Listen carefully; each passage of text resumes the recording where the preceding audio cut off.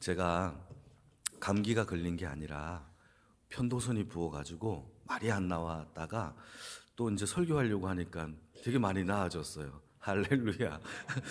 예, 너무 걱정을 많이 했는데 오늘은 출애굽기 25장의 말씀을 통해서 금빛 식탁이라는 제목으로 주의 말씀을 증거하겠습니다.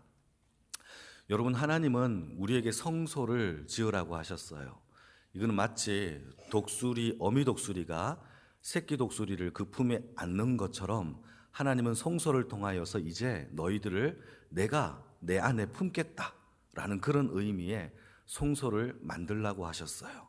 그런데요, 이 성소를 만들 때 가장 중요한 게 있죠. 그것은 거기에 쓰여질 예물, 재료를 자원하는 마음으로 가져와라.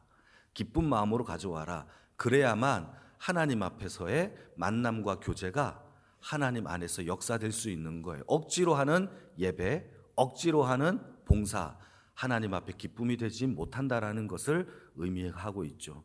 성소 안에 필요한 두 가지 기구를 우리가 살펴봤습니다. 여러분, 평생에 딱 한 번 올 수 있는 기회입니다. 이 기구들을 통하여서 하나님이 요구하시는 그 의미를 여러분 설교 중에 잘 정리해 보세요. 첫 번째, 우리가 언약궤를 살펴봤죠. 그리고 두 번째는 뭐죠? 속죄소예요. 가장 성소 안에 가장 깊고 깊은 곳에 하나님은 하나님의 말씀 십계명을 주시고 우리가 하나님의 말씀의 사람이 되기를 원하셨어요. 그런데 문제는요, 우리는 그 말씀을 지키기보다는 연약하고 나약하고 죄성이 있어서 그 말씀을 지키지 못할 때가 더 많았죠. 죄를 짓고 탐욕과 내 욕심으로 살아갈 때가 더 많았죠. 그래서 하나님은 그 위에 속죄소를 두어서 하나님은 우리의 허물과 죄와 우리의 탐욕을 하나님은 그 허물과 용서와 하나님의 은혜로 덮어주심으로 인해서 우리가 하나님 앞에서 비로소 복받고 교제할 수 있고 하나님과 연합할 수 있음을 언약궤와 속죄소를 통하여서 우리에게 말씀을 해주셨습니다. 오늘은요, 무엇을 말씀을 해주시느냐? 두 가지의 기구가 또 나와요. 하나는 떡상, 무슨 상? 떡상. 두 번째는 등잔대가 나옵니다. 오늘 이 두 가지를 통하여서 하나님의 은혜를 살펴볼 텐데 한 가지 질문을 해볼게요. 성소를 지으실 때에 하나님이 여러 가지 기구들을 만들라고 하세요. 그런데 이 기구들을 만들 때에 기구가 굉장히 복잡해요. 만드는 것들이 어려워요. 예컨대 성소를 덮개를 만들 때에도 한 개의 천막으로 덮는 게 아니에요. 총 몇 겹? 4겹으로 덮어요. 하나는 세마포로 덮어요. 맨 안쪽에는 세마포가 있어요. 그 위에는 염소 털로 만들어진 덮개로 덮어요. 그 세 번째는요, 또 붉은 물을 들인 순양의 가죽, 붉은 물을 들여야 돼요. 복잡하죠? 덮어요. 맨 마지막에 해달의 가죽으로 또 덮어요. 복잡하잖아요. 이 4개의 덮개를 통하여서 만든단 말이죠. 뿐만 아니라 휘장도 보게 되면 청색, 자색, 홍색 실로 꼬아서 만들어요. 뿐만 아니라 금색 실로 또 수놓아 만든다는 거예요. 그러니까 얼마나 많은 이 장인들의 한 땀 한 땀이 필요한 게 여러분 성소에 필요한 모든 도구들이란 말이죠. 여러분, 왜 이렇게 복잡하게 하나님이 만들라라고 하셨을까요? 많은 학자들이 이 부분에 대하여 이렇게 설명을 합니다. 하나님께서는 대충 만들어서 우리와 대충 교제하려고 하시는 것이 아니라 하나님은 우리의 작은 일상과 작은 부분까지도 섬세하게 교제하시기 위하여 하나님은 이렇게 세밀하게 정교하게 우리와 교제하도록 하기 위해서 만들었다라고 이야기를 하고 있는 거죠. 하나님은 저와 여러분들의 작은 일상 속에서도 교제하기를 원하시는 하나님이신 줄 믿으시기를 축복합니다. 그래서 오늘 우리가 살펴볼 떡상과 등잔대도 성소 안에 있는 가구 인테리어의 작품이 아니에요. 이것이 가지고 있는 성소 안에서의 우리의 삶에 하나님과 교제하는 방법을 보여주는 표시판과 같아요. 여러분, 오늘 이 두 가지의 떡상과 등잔대가 가지고 있는 의미가 무엇인지를 생각하면서 우리가 하나님과 어떻게 교제할 것인지를 묵상해내는 주의 인생이 되기를 축복합니다. 23절부터 한번 읽어볼까요? 23절에서 25절입니다. 같이 읽겠습니다. 시작. 너는 조각목으로 상을 만들되 길이는 2규빗, 너비는 1규빗, 높이는 1규빗 반이 되게 하고 순금으로 싸고 주위에 금테를 두르고 그 주위에 손바닥만한 턱을 만들고 그 턱 주위에 금테를 만들래요. 여러분, 언약궤, 속죄소 그 다음으로 만든 게 조각목으로 상을 만들래요. 상을 영어로 테이블입니다. 이런 테이블을 만들라라고 하는 것이죠. 여러분, 그런데 이때 사용되어져 있는 조각목이라는 것을 제가 지난주에 설명을 안 했는데, 조각목이라는 것은요, 씨띠나무에서 나오는 목재가 조각목이에요. 그러면 씨띠나무가 뭐냐? 우리가 다 아는 나무예요. 아카시아 나무. 아카시아 나무. 여러분, 아카시아 나무는 좋은 목재예요? 좋은 목재가 아니에요? 좋은 목재가 아니에요. 좋은 목재는요, 성경 가운데 백향목이라는 좋은 목재가 있어요. 그러면 하나님이 성소 안에 지을 이 가구를 만들 때에 좋은 목재로 만드는 게 좋잖아요. 궤평목으로 만들면 좋잖아요. 그런데 하나님은 백향목이 아니라 조각목, 다시 말해서 씨띠나무, 아카시아 나무로 만들래요. 광야에서 흔히 구할 수 있는 몇 안 되는 나무가 아카시아 나무인데, 이 아카시아 나무는 볼품이 없어요. 그런데요, 혹독한 환경과 이런 환경 속에서 견뎌야 했기 때문에 볼품은 없지만은 단단하고 잘 썩지 않는 나무예요. 그래서 하나님은 이 나무를 통하여서 상을 만들라라고 하셨고, 그 주위에 외관에 금을 둘러서 하나님 앞에 떡상이 만들어지는 겁니다. 자, 이렇게 떡상 위에 무엇을 놓느냐? 30절 말씀을 같이 한번 읽어보실까요? 30절입니다. 시작. 상 위에 진설병을 두어 항상 내 앞에 있게 할지니라. 여러분, 진설병이라는 게 뭔지 아십니까? 진설이라는 단어는요, 한자말로 차려놓다라는 뜻이에요. 제사상, 잔치상, 차려놓다, 진설하다. 병은 무슨 뜻이죠? 떡이라는 뜻이죠. 떡의 일종이라는 거예요. 그런데 이게요, 진설병이 히브리 말로 바꾸면 다른 뜻이 돼요. 히브리 말로 진설병은 레헴파님이라는 단어를 썼는데, 레헴은 우리가 다 알아요. 베들레헴. 그 레헴의 뜻이 떡이란 뜻이죠. 파님은 무슨 뜻이냐? 파님은요, 얼굴 면전이란 뜻입니다. 그러면 진설병의 뜻을 히브리 말로 번역을 해보면 얼굴의 떡, 면전의 떡이 되는 거예요. 이게 바로 진설병입니다. 그리고 이 떡의 개수가 오늘 본문에는 구체적으로 나와 있지 않아요. 몇 개를 만들어야 되느냐? 레위기 24장의 말씀을 보게 되면 총 12개를 만들래요. 한번 읽어볼까요? 레위기 24장 6절입니다. 같이 읽겠습니다. 시작. 여호와 앞 순결한 상 위에 2줄로 한 줄에 6개씩 진설을 하고, 6개씩 2줄로 했으니까 총 12개가 되겠죠? 자, 이때 12개를 만들라고 했던 의미가 뭘까요? 12가 의미하고 있는 것은 이스라엘 백성들의 12지파를 뜻하고 있어요. 모든 지파를 하나님이 그 떡으로 먹이시겠다라는 뜻이에요. 이 12개를 만들라라고 얘기하고, 그리고 매주마다 안식일 때마다 새로운 떡으로 교체를 하는 것이 진설병의 떡입니다. 자, 이때 하나님이 만들라라고 하셨던 이 떡상이 가지고 있는 진설병의 의미가 2가지가 있어요. 이게 중요해요. 자, 떡상을 만들고 진설하는 이 떡이 가지고 있는 의미가 우리에게 중요하죠. 첫째, 어떤 의미가 있느냐? 자, 첫 번째는 이 진설의 떡은 바로 하나님이 우리에게 일용할 양식을 책임져 주시겠다라는 뜻입니다. 이때 아멘이 나와야 돼요. 여러분, 우리의 일상의 모든 일용할 양식을 책임져 주시는 하나님만 믿어도 살아요. 그것만 믿어도 돈 걱정 안 해도 돼요. 돈 타령 안 해도 된다고요. 이걸 믿으셔야 돼요. 이 믿음이 없으니까 맨날 돈 타령하는 거예요. 하나님은요, 우리에게 성소 안의 교제를 통하여서 내가 너 먹이시겠다라고 책임져 주시는 약속의 언약이 진설병의 뜻이에요. 그러니까 하나님이 12개의 떡을 만들라라고 하신 거, 이스라엘 백성들이 광야에서 농사 지었어요? 아니에요. 바닷가에서 물고기 잡았어요? 아니에요. 그들이 했던 것은요, 아무것도 없어요. 광야에서 농사, 물고기 아무것도 할 수가 없어요.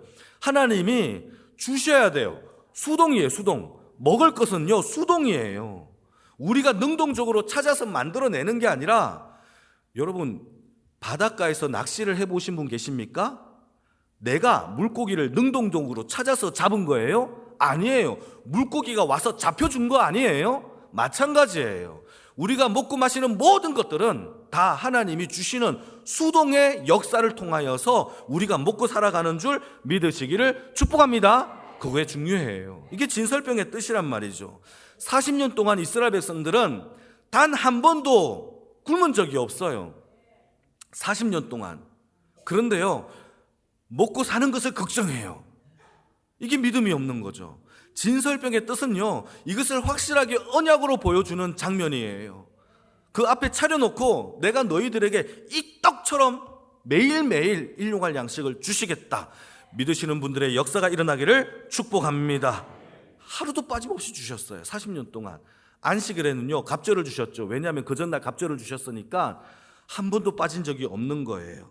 여러분, 성막을 세우시고 떡상을 통하여 하나님은 너희들에게 먹을 것을 책임져 주시겠다라고 한 약속의 능력이 진설의 떡인 거예요. 여러분, 단순히 우리에게 먹을 것만 책임져 주시겠느냐라는 그런 뜻은 아니에요. 그보다 더 큰 의미가 있는데, 진설병의 그 히브리 말로 무슨 뜻이라고 했죠? 얼굴의 떡이죠. 자, 이때 얼굴은 누구의 얼굴일까요? 하나님의 얼굴이에요. 하나님이 인도하여 주시는 얼굴인 거죠. 그렇다면 우리가 하나님 앞에서 이 떡을 먹고 마실 때에 하나님도 그 얼굴을 우리에게 향하여 드사 우리와 함께 먹고 마시는 풍성한 교제의 책임을 해주시겠다라는 뜻이에요. 자, 먹을 거 있으니까 쟤따 먹어라, 이게 아니에요. 함께 먹자, 이리 와라. 함께 금빛 식탁에서 하나님과 먹고 마시는 풍성한 교제의 역사가 일어나기를 주님의 이름으로 축복합니다. 믿으시기 바랍니다. 두 번째는요, 진설의 떡이 신약 시대의 예수 그리스도를 의미하고 있어요. 이게 성경에서는요, 신약에서는 떡이라고 하면 예수님을 의미합니다. 이게 제 얘기가 아니에요. 요한복음 6장 읽어볼까요? 35절입니다. 같이 읽겠습니다. 시작. 예수께서 이르시되 나는 생명의 떡이니 내게 오는 자는 결코 줄이지 아니할 터이요 나를 믿는 자는 영원히 목마르지 아니하리라. 성소에서 차려주신 이 진설 떡은요, 매주마다 안식일 때마다 새로운 떡으로 교체를 해야 되죠. 왜죠? 상하고 썩으니까 못 먹어요. 그런데요, 하나님이 우리에게 신약시대 때 차려주신 떡은요, 한번 차려주신 예수의 떡은 영원히 썩지 않아요. 그게 생명의 떡이라는 거죠. 구약의 떡은요, 매번 먹을 때마다 배불리 먹어도 그 다음날 되면 배고파요. 왜요? 배설되어지니까. 그런데요, 신약의 하나님이 우리에게 차려주신 생명의 떡은 먹으면 영원히 줄이지 않는 떡이래요. 그게 예수 그리스도의 생명의 떡이라는 거죠.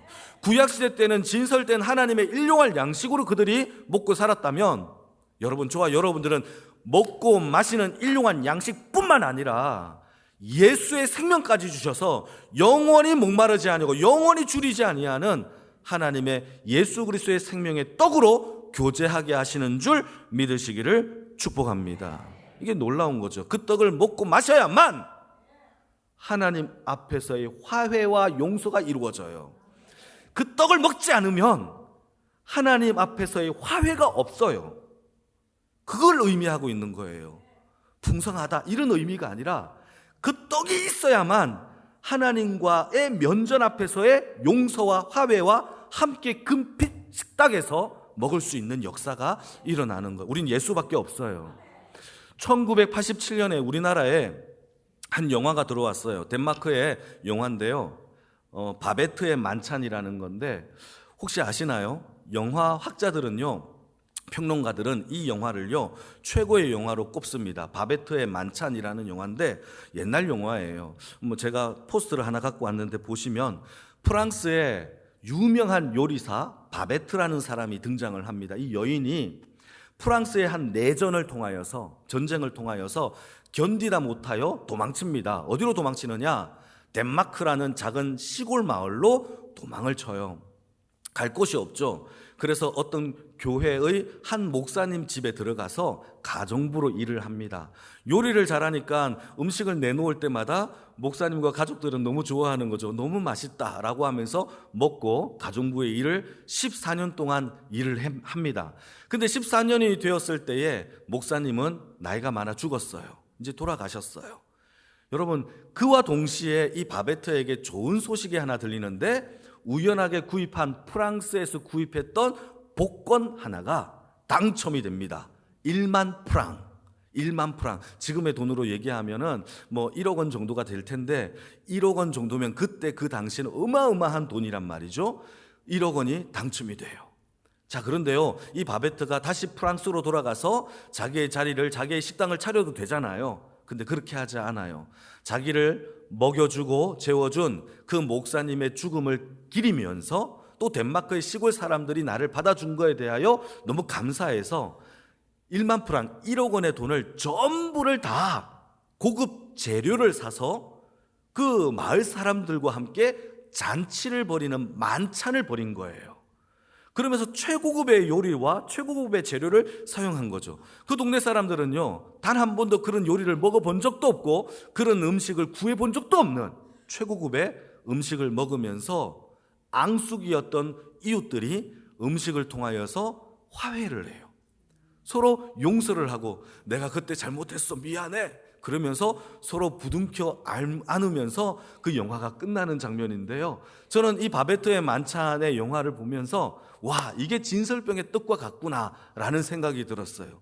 예수님은요, 한 푼도 남기지 아니하고 모든 것을 자신을 희생하여서 만찬을 차려주셨어요. 십자가의 자리에서. 그 예수님은요, 자신의 모든 걸 희생하여서 차려주신 만찬을 통하여 우리는 먹고 마시면서 하나님과 화해하는 역사가 일어나게 된 거죠. 여러분, 놀라운 일이 벌어진 거예요. 그 식탁의 자리에 하나님은 우리를 초대하여 주셔서 먹고 마시고, 지금까지 본 적도 없고 먹어본 적이 없는 가장 멋지고 아름다운 음식을 통하여서 우리의 상처를 치유하시고 우리의 못난 자아를 용서하여 주셔서 하나님과 화해의 금빛 식탁으로 초대하여 주신 그 의미가 진설병의 두 번째 예수 그리스도의 의미라는 겁니다.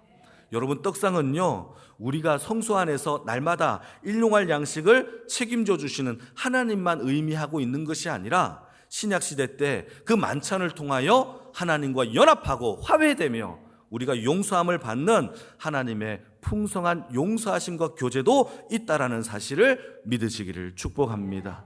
그게 바로 떡상이 가지고 있는 하나님이 구약 백성들에게 만들라고 했던 그런 의미가 바로 떡상의 의미예요. 근데 떡상을 만들고 난 다음에 두 번째로 하나님이 만들라고 한 게 순금으로 만드는 등잔대예요. 등잔대. 여러분, 31절과 32절을 여러분들이 한번 읽어주실래요? 시작.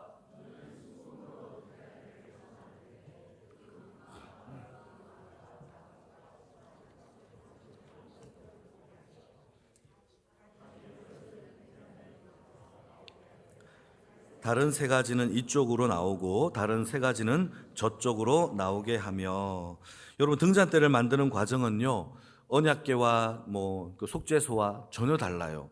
이게 조각목으로 만들어서 금을 이렇게 바르는 것이 아니라 처음부터 등잔대는 순금 한 덩어리, 나중에 한 달란트라고 얘기하는데, 순금 한 덩어리를 가지고 계속 쳐서 등잔대를 만드는 거예요.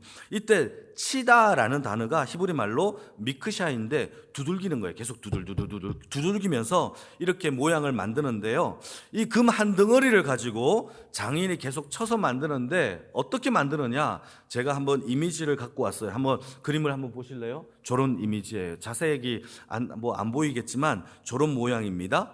여러분, 질문 하나 해볼까요? 이 등잔대가 정교해요? 정교하지 않아요? 굉장히 정교하죠.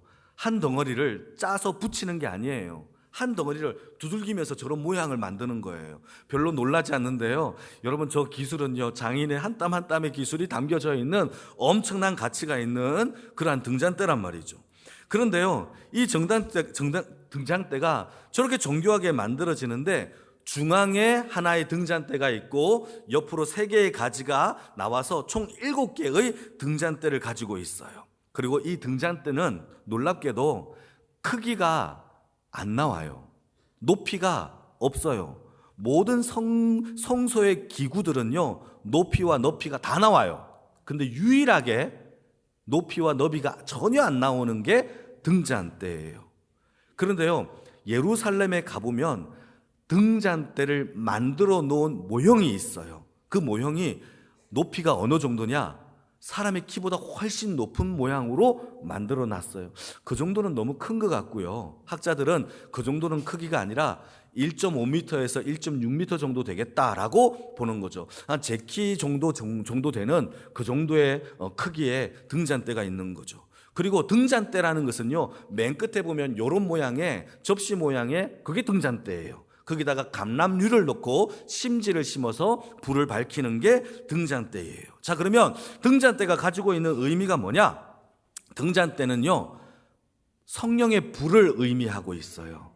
중요한 얘기예요. 성령의 불. 여러분, 질문 하나 해볼까요? 성막에 제사장이 들어가요. 그러면 빛이 없으면 아무것도 없잖아요. 창문도 없잖아요. 그럼 등잔대가 없으면 뭔가를 할 수 있을까요? 없을까요? 아무것도 할 수 없어요. 성소에 들어가는 게 문제가 아니에요. 다시, 성소에 들어가는 게 문제가 아니라고요. 다시, 성소에 들어가는 게 문제가 아니에요. 성령의 역사가 없으면 우리는 예배도, 말씀도, 은혜도 아무것도 못 받아요. 그게 성소가 가지고 있는 등잔대의 의미예요. 교회에 온 게 문제가 아니에요. 직분 받은 것도 문제가 아니에요. 더 큰 문제는요, 직분 가운데 성령의 빛이 있어야 돼요. 그 빛이 우리를 비춰줘야 성소 안에서 진설병도 볼 수 있고 먹고 마시며 교제할 수도 있는 거예요. 들어가는 길과 나오는 길도 볼 수 있는 거죠. 성소 안에서의 오직 빛은 등잔대의 불밖에 없는 거예요. 우리가 하나님과 함께 교제할 수 있는 유일한 방법은요, 7 등잔대에 불이 켜진 성령의 불을 통하여서 우리가 유일하게 하나님을 보고 주와 교제하며 살아갈 수 있는 그 은혜를 받을 수 있음을 믿으시기를 축복합니다. 이 등잔대에 불이 꺼지면 교회도 죽어요. 사람도 죽어요. 어떤 그 역사도 일어나지 않아요. 화려한 성소만 있을 껍데기만 뿐이에요. 그래서 교회의 가장 중요한 거는요, 성령의 역사예요. 우리 안에 성령의 역사가, 그 불이 비춰질 수 있도록 날마다 기도하는 주의 은혜가 있기를 축복합니다. 등잔대 불이 꺼지면 성소에서 우리는 어떤 그 무엇도 할 수가 없습니다.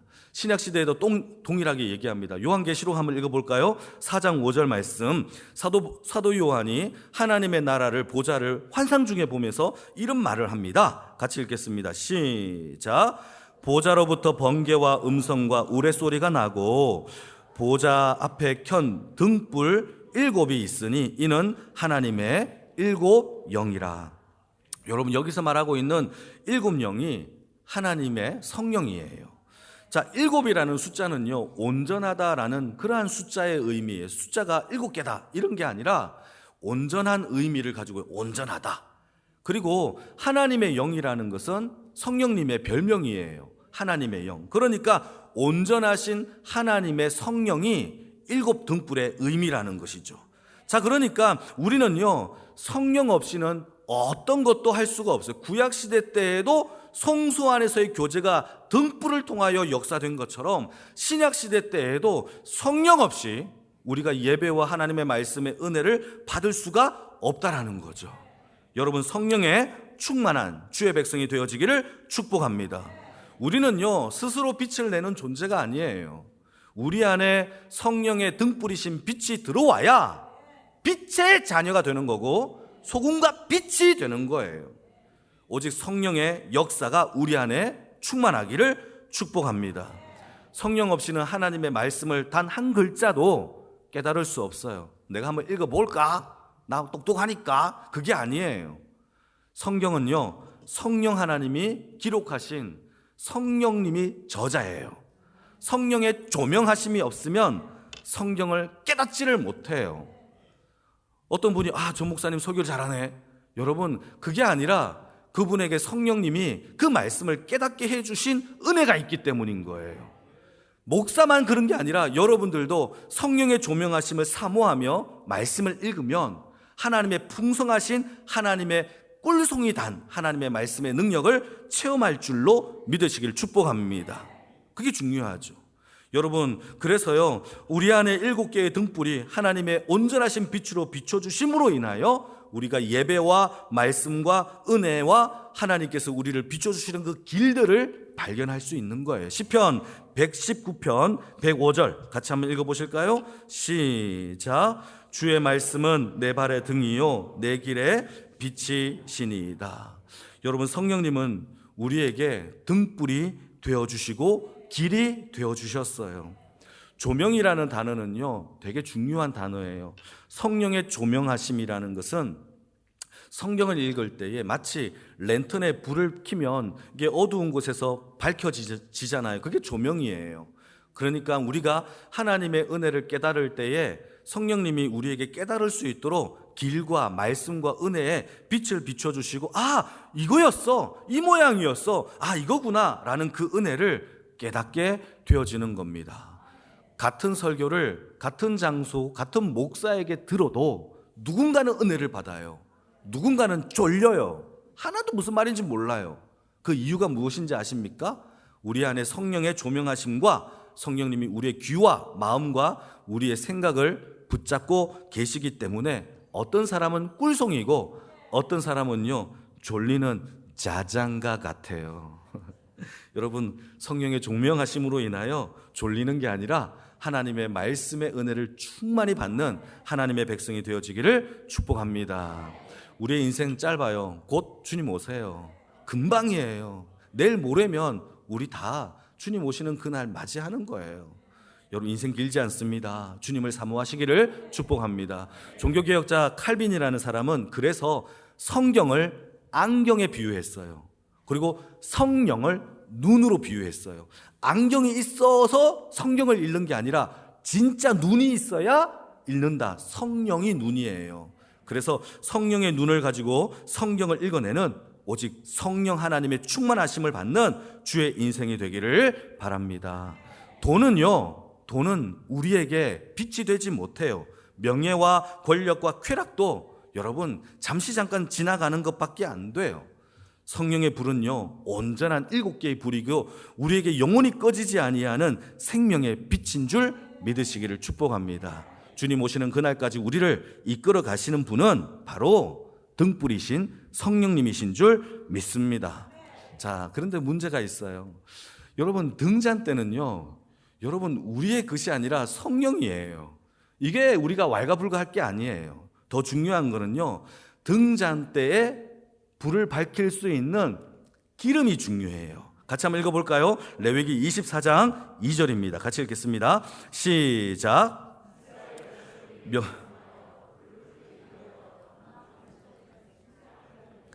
순결한 기름을 내게로 가져오게 하여 계속해서 등잔불을 켜둘지며. 자, 등잔대에 가장 중요한 게 뭐죠? 불을 밝힐 수 있는 기름이라는 거죠. 자, 그러면 질문이 달라져야 돼요. 당신에게 등잔대가 있느냐? 이거는 중요한 게 아니에요. 우리의 영역이 아니기 때문에. 자, 더 중요한 것은 뭐냐? 등잔대를 밝힐 수 있는 기름이 있느냐가 더 중요한 질문이죠. 여러분, 성령의 충만한 기름이 있으십니까? 이 어두운 세상을 이겨낼 수 있는 능력의 기름이 있으십니까? 세상을 어두움 속에서 그게 아니야 라고 말할 수 있는, 성령을 밝힐 수 있는 기름이 있으십니까? 여러분, 아멘이 더 커지기를 축복합니다. 죽은 인생이 아니라 밝힐 수 있는 인생이 되기를 축복합니다. 마태복음 25장에서 10명의 처녀를 비유를 던집니다. 하나는 어리석은 5명의 처녀, 또 하나는 슬기로운 5명의 처녀. 이들에게 등대가 있느냐, 등잔대가 있느냐, 이런 질문을 안 던져요. 그들은 다 등잔대가 있었어요. 밝힐 수 있는 기름이 없어서 그들은 천국에 못 갔어요. 마찬가지요. 마지막 시대의 모습은 교회가 있느냐 없느냐, 직분이 있느냐 없느냐, 이게 아니에요. 성경을 가지고 있느냐 없느냐, 이게 아니에요. 성경을 읽으면서 성령의 충만함과 하나님과의 교제, 떡상의 교제가 있느냐가 더 중요한, 날마다 채워야 할 기름인 거예요. 그러니까 여러분, 신앙생활을 오래 했다고 해서 착각에 빠지면 안 돼요. 자동적으로 성령 충만할 것이다? 절대 아니에요. 절대 아니에요. 여러분, 제가 33살에 복음을 처음으로 깨달았다니까요. 복음이라는 걸 처음으로 깨달았어요. 33살에. 그런데 제가요, 그때까지 당구장도 안 가봤고요, 지금까지 술 한 모금도 안 마셨어요.